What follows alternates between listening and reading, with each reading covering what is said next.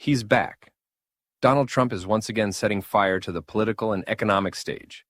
Supporters hail him as a savior. Opponents fear his bold, unfiltered decisions. And the American citizen, caught in a sandstorm, uncertain whether they're on the right path or hopelessly lost. But let's not waste time with introductions. Let's dive straight into the facts.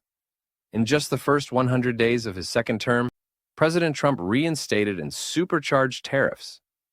Over 100% on all Chinese imports, 20% on goods from the European Union, a 10% global tariff, with even higher rates targeting countries with major trade surpluses against the U.S. The targets? Electric vehicles to shield American automakers, consumer electronics, phones, laptops, steel and aluminum to revive U.S. manufacturing. The result? A short-term industrial boost. U.S. manufacturing output rose 8% in 2026. Rust Belt states like Pennsylvania and Ohio saw tangible growth. And for the first time in 2 years, the trade deficit with China shrank. But the cost? Oh, it came fast. Prices on electronics and everyday goods shot up by 12%. Retailers like Apple and Walmart passed those costs straight to the consumer. China struck back, targeting American farmers. And major companies like Apple and Tesla, they started eyeing countries like Vietnam and Mexico, looking for a way out. According to economists at the Penn-Wharton budget model, these tariffs could slash the U.S. GDP by 6% in the long term, cut average wages by 5%. That's a $22,000 lifetime loss for a middle-class household. Then came Trump's tax bombshell, the beautiful and big tax bill. It slashed middle-class income taxes from 22% to 18%, eliminated taxes on tips and some forms of overtime pay, and raised taxes on corporations that import over half their materials. The result? A 5% boost in household purchasing power. Americans spent more. Walmart and others rejoiced. But multinational corporations weren't celebrating. Their costs soared, and so did prices on many goods. And then the debt forecast. Analysts projected these tax cuts could balloon the national deficit by $3 to $5 trillion over the next decade. Then came the long-awaited crackdown.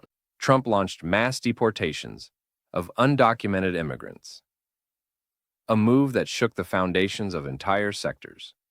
More than 200,000 undocumented workers were deported.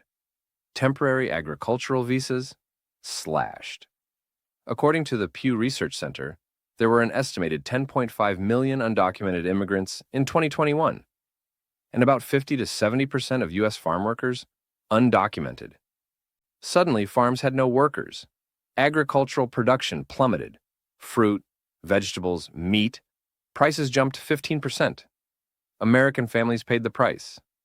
Construction? Same story. 20 to 30% of construction workers were undocumented. Projects stalled. Costs soared.